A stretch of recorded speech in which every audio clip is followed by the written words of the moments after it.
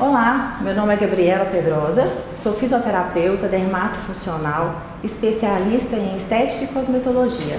Trabalho no ramo da estética há mais de 10 anos e o que eu observo é uma dificuldade dos profissionais em intervir, principalmente no pós-operatório tardio. E nós vamos falar um pouquinho sobre isso hoje. O Brasil já ultrapassou os Estados Unidos no ranking de cirurgias plásticas. A ordem de cirurgias mais procuradas seria a lipoaspiração, seguida da mamoplastia de aumento, que são as próteses de silicone, depois a blefaroplastia e a abdominoplastia.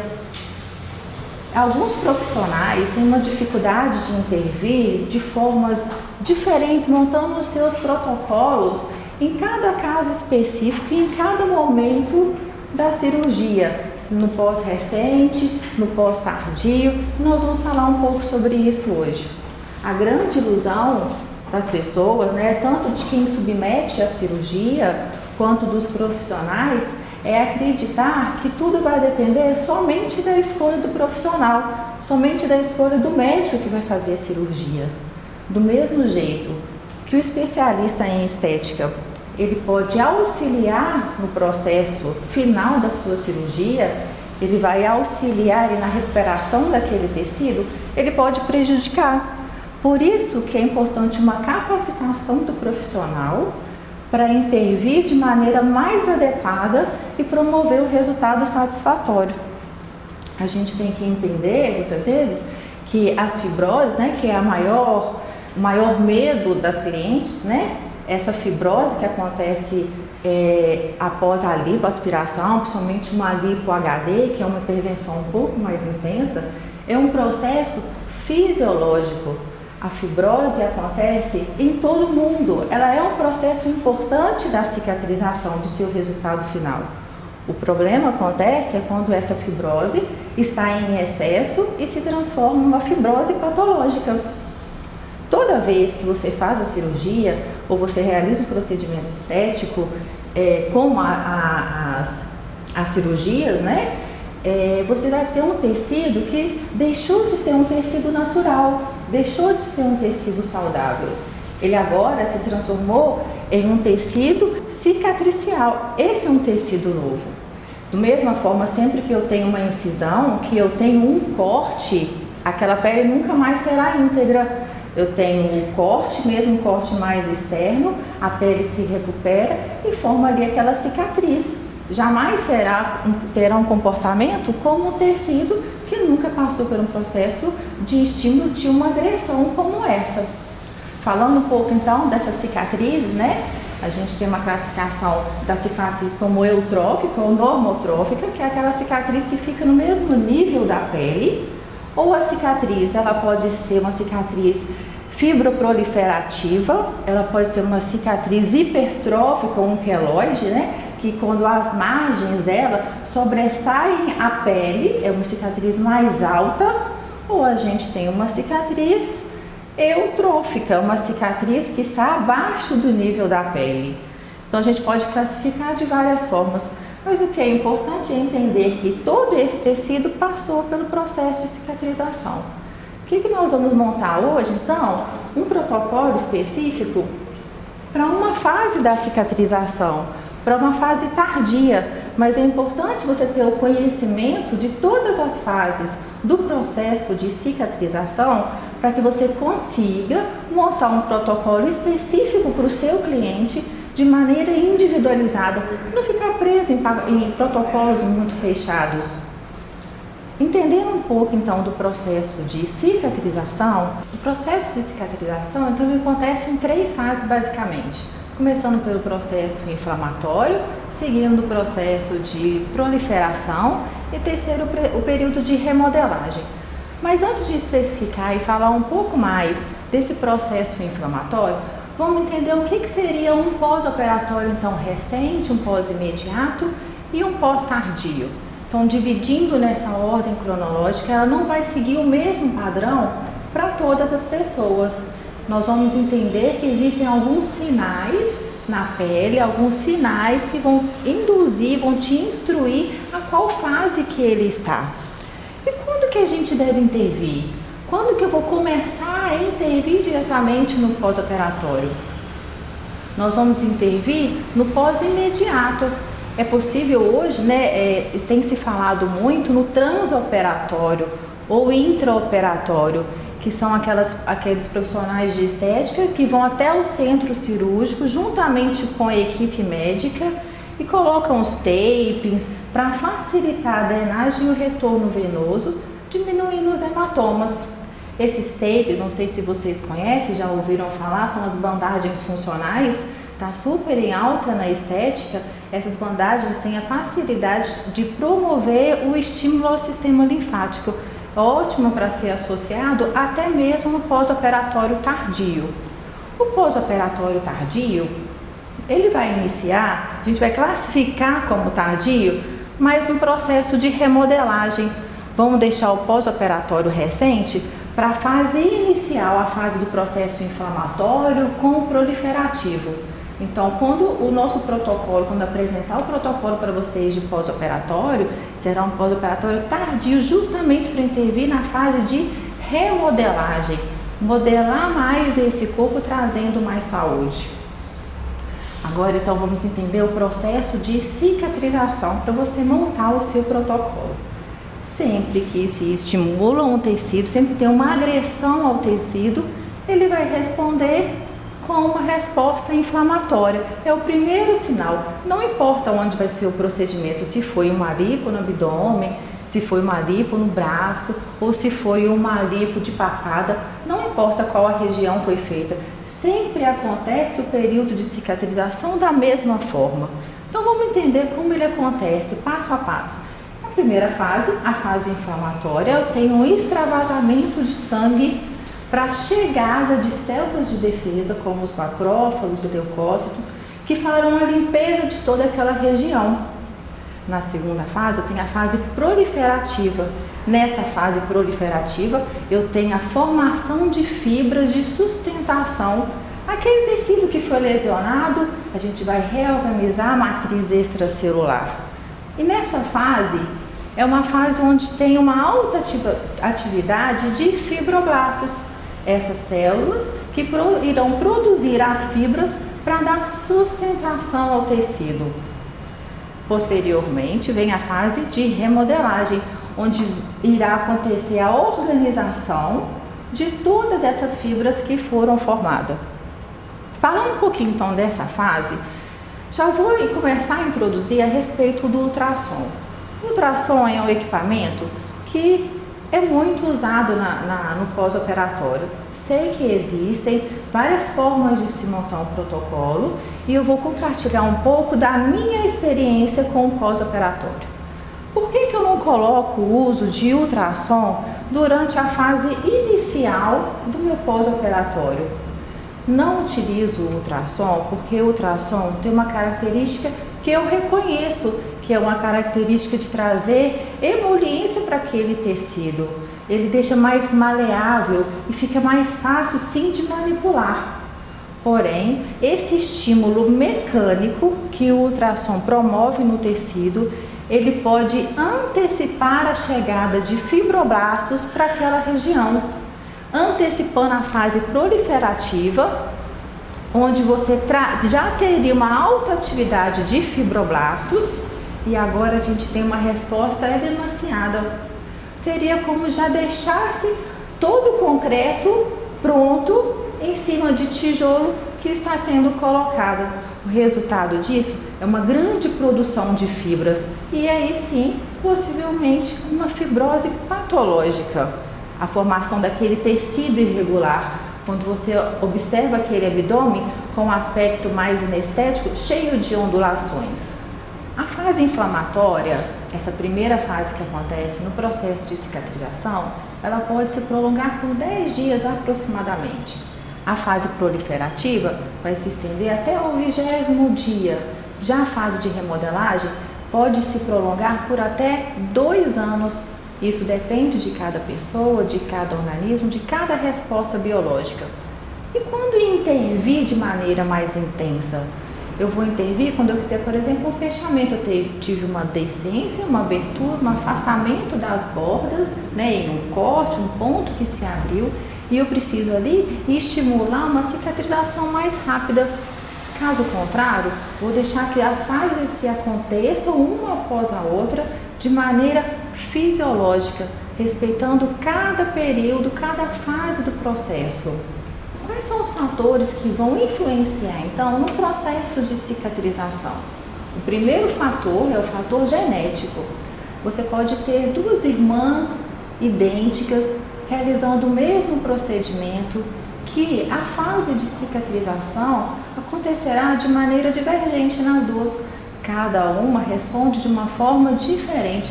Por isso que é interessante você conhecer as fases para você montar algo e intervir de acordo com cada cliente.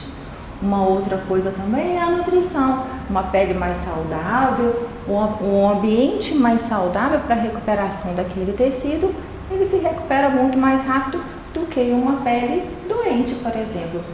Os recursos pró-inflamatórios vão intervir e também o tipo de cirurgia que foi realizada. As cirurgias com maior índice de agressão, elas vão gastar um tempo a mais para se recuperar. Ela vai responder de maneira diferente. Hoje nós temos vários tipos de lipoaspiração, por exemplo. A lipoaspiração ultrassônica, lipoaspiração em laser, a lipo HD agora que está super em alta. A lipo HD é uma lipo que ela tende a realçar alguns contornos no abdômen, né, simulando uma hipertrofia do músculo abdominal, como se fosse desenhando aqueles gominhos no abdômen, né? Essa é a lipo HD. A marca onde se faz, onde o profissional, o médico realiza as marcações do abdômen, é uma lipo mais superficial que acaba dando uma aderência maior e aí realçando aqueles contornos. Todo o processo de lipoaspiração ele é feito através da introdução de uma cânula no tecido gorduroso, onde essa gordura é aspirada através de um aspirador e ela é eliminada, bem diferente de uma abdominoplastia. Na abdominoplastia, a primeira coisa a ser feita é uma incisão, geralmente na região bem baixa, em cima da síntese púbica. Essa extensão do corte ela vai se prolongar até a crista ilíaca, mas vai depender da quantidade de pele, de tecido a ser tracionado e eliminado. Um segundo corte é realizado ao redor do umbigo. Posteriormente, a pele é descolada e tracionada inferiormente e depois ela é suturada na região inferior. Esse é o processo da abdominoplastia. Muitas vezes a abdominoplastia está acompanhada da lipoaspiração e realiza as duas técnicas durante a mesma cirurgia. O importante então de conhecer como foi a técnica realizada para montar o seu protocolo. A minha escolha terapêutica, então, como eu disse anteriormente, é sempre respeitar o processo de cicatrização de forma mais natural possível. Durante, por exemplo, o meu pós-imediato, pós-recente, eu vou utilizar drenagem e algumas terapias manuais e no máximo a associação de tape. No meu pós-tardio, aí sim eu faço associação de outros recursos. Eu vejo muitos profissionais, por exemplo, utilizando, como eu disse, o ultrassom, que pode alterar essa fase do processo de cicatrização e se tornar uma fase mais fibroproliferativa, aumentando a quantidade de fibroblastos, ou mesmo a radiofrequência. A radiofrequência é um recurso que age de maneira diferente, mas os objetivos finais acontecem muito parecidos, muito semelhantes ao do ultrassom. Ele promove um aquecimento. Esse aquecimento deixa realmente o tecido mais fácil de manusear. Então a cliente que às vezes chega enrijecida ali no seu consultório, mas ela está enrijecida porque ela se encontra em uma fase proliferativa que é totalmente natural e esperada daquela fase. E ela chega, nossa, eu estou ficando muito dura, muito rígida. E você aumenta a proliferação ainda de fibras com o uso com o recurso da radiofrequência, por exemplo. E aí você vai ter a falsa ideia de melhora justamente por causar essa emoliência no local, por causar uma maleabilidade do tecido, e você acredita que está havendo uma melhora, mas o estímulo atrativo de fibroblastos aconteceu. O resultado disso é justamente esse efeito rebote. Aqui, melhora, piora, e isso entra em um ciclo vicioso. Utilizo sim a radiofrequência, mas num pós-tardio, no final de uma remodelagem.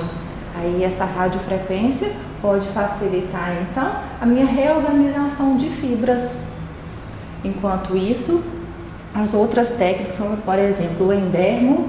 O endermo é o equipamento que trabalha com uma sucção negativa. Ele faz uma sucção na pele, uma tração, e você consegue mobilizar o tecido em várias direções. Esse é um recurso que ele não aquece o tecido, ele não vai agir como esses outros equipamentos estimulando o colágeno. Ele vai justamente trabalhar com a reorganização de fibras. Não é indicado no pós-operatório recente, indicado também no pós-operatório tardio.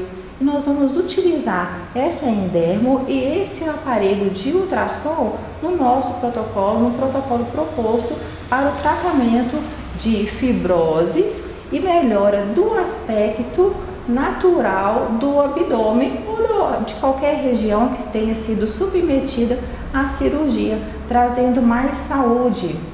Muitas vezes, esse excesso de fibras, essa desorganização da matriz extracelular não promove uma fibrose patológica propriamente dita, mas essas áreas de maior aderência dificulta a chegada de sangue à superfície, a chegada de oxigênio.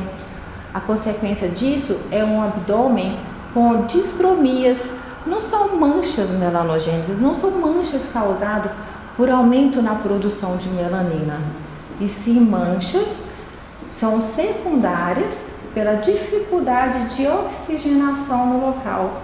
Então a cliente chega e o que você consegue avaliar, o que você consegue visualizar naquele abdômen é um abdômen com manchas avermelhadas, arroxeadas, mostrando um excesso de radicais livres.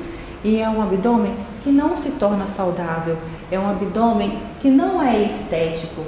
A nossa atuação é justamente promover e devolver mais saúde para aquele tecido. Por isso que eu sempre digo, a atuação do profissional de estética é para melhorar e para auxiliar na recuperação dessa cirurgia.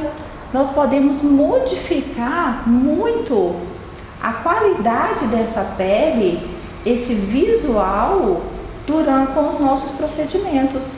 O protocolo apresentado, então, será um protocolo específico para um pós-operatório tardio, em qualquer região das costas, no braço, interno de coxa, culote, flancos. O protocolo será o mesmo, nós iremos apresentar no abdômen só por uma facilidade, mas funciona igual em todo o tecido.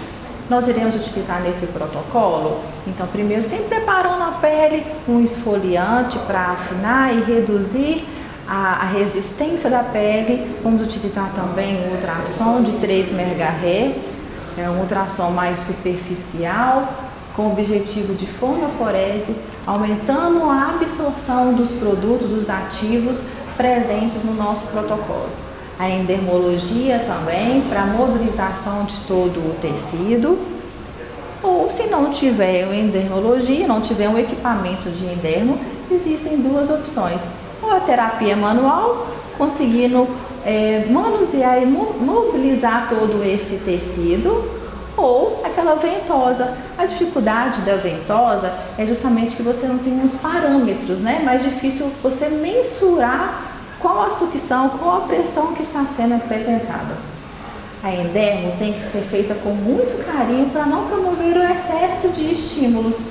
Nós vamos utilizar o endermo justamente para mobilizar o tecido e não superestimulá-lo. Para isso é necessário uma sucção mínima somente para a acoplagem do tecido com a pele.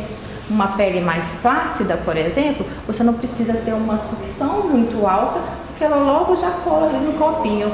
Agora, uma pele mais rígida, uma pele com uma gordura um pouco mais compacta, vai precisar de uma força maior. Geralmente fica entre menos 100 150 milímetros de Hg. Não precisa de uma sucção muito além disso.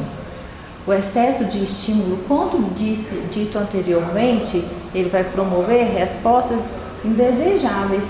Então, o estímulo nesse protocolo vai ser de uma vez por semana no máximo, respeitando o tempo de cicatrização e respeitando o tempo de resposta individual, principalmente. E qual a contraindicação desse protocolo? Eu sempre vou aplicar quando eu tiver uma pele íntegra, uma pele saudável. Se ela apresenta qualquer tipo de lesão, é contraindicado o uso desses equipamentos e até mesmo de estímulos mais intensos. Essa é a nossa contraindicação principal. Respeitar a pele saudável. A ferida tem que estar fechada, o corte tem que estar todo coladinho, para que você consiga então fazer todo o manuseio do equipamento sobre a pele. Um outro ponto importante é o valor, como que a gente vai cobrar. Claro, respeitando cada região, cada região tem um valor diferente, os gastos fixos, mas geralmente o valor fica entre 100 e 150 reais a sessão. Vou apresentar para vocês agora o protocolo, eu já vou executando toda a técnica e vocês acompanham comigo. Vamos iniciar então a prática agora. Sempre que eu começo a prática clínica, eu preciso preparar essa pele, preparar esse tecido. O primeiro passo é remover o excesso de impurezas e aumentar a hidratação da pele para facilitar a permeação da corrente e também dos ativos. O primeiro produto que eu vou utilizar é o Salt Detox esfoliante. Eu vou aplicar uma pequena quantidade na pele.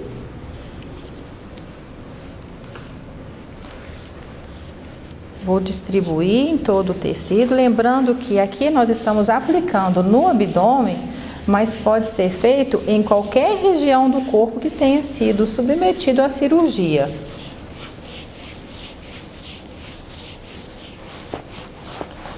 Realizo então as manobras justamente para esfoliar a pele e depois eu vou remover.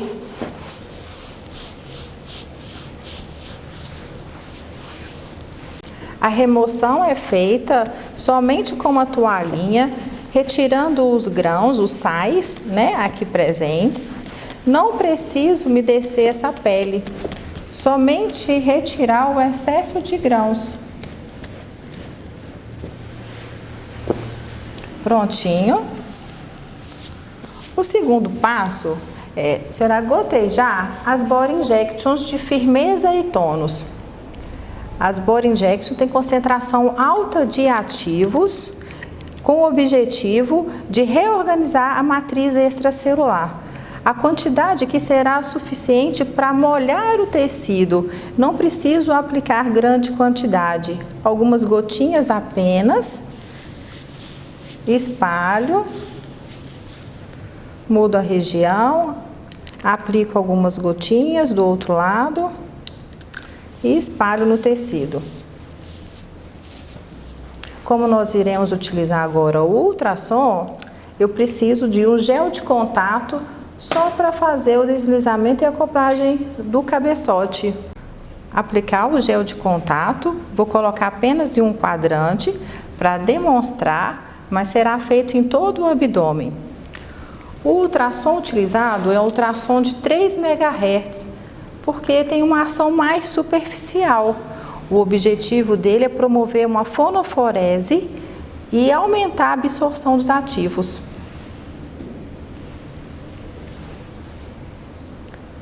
O deslizamento dele é lento, localizado.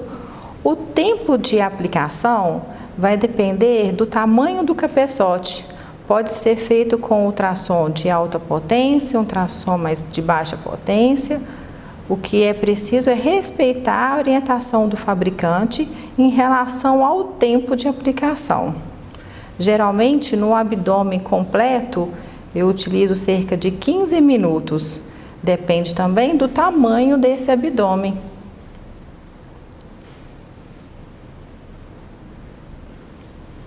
Feita a aplicação do ultrassom, vou remover o gel para limpar a pele.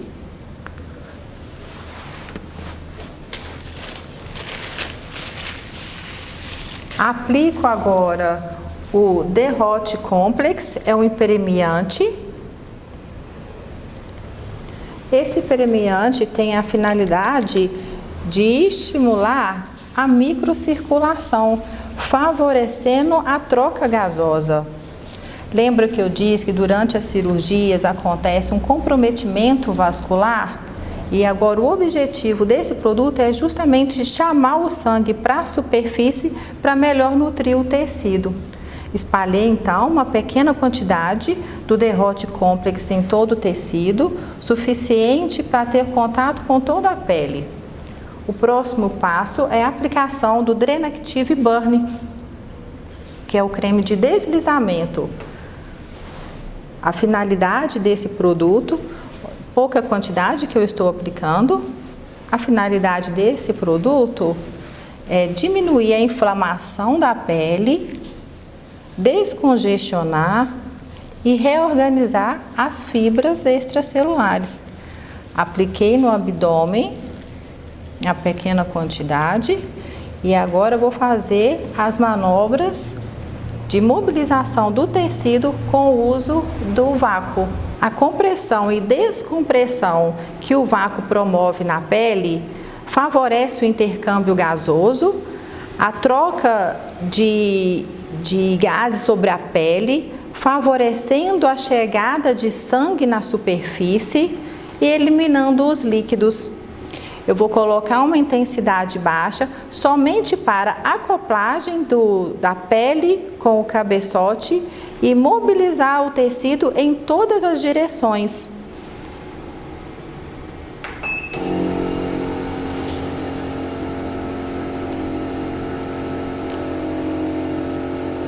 Observe a tração que o equipamento faz na pele.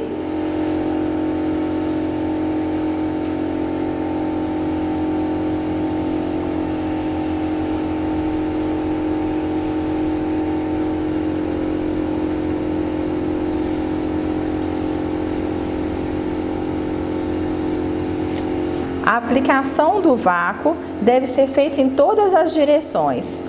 Primeiro faz um X, depois se forma uma cruz para justamente mobilizar em todas as direções, como se fosse um asterisco mesmo.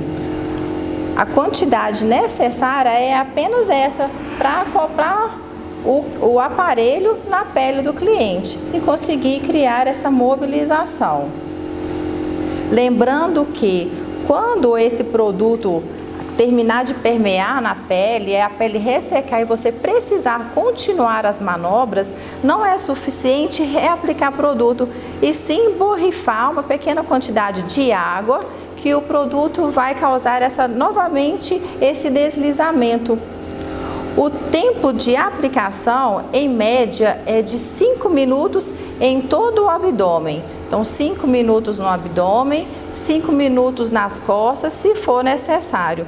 Isso depende de cada região. Caso seja necessário, só remova o excesso de produto. Se não for necessário, somente espalhe o produto e deixe que a cliente vá embora com ele e remova depois de 4 horas aproximadamente. Espero que vocês tenham gostado do protocolo. Qualquer dúvida, estamos disponíveis e pode enviar mensagem ou no grupo do WhatsApp, ou pode deixar nos comentários, ou mesmo me chamar nas redes sociais, vou deixar também o meu contato. E eu espero ter contribuído com um pouquinho da minha experiência, levando para vocês um pouco mais de conhecimento. E muito obrigada.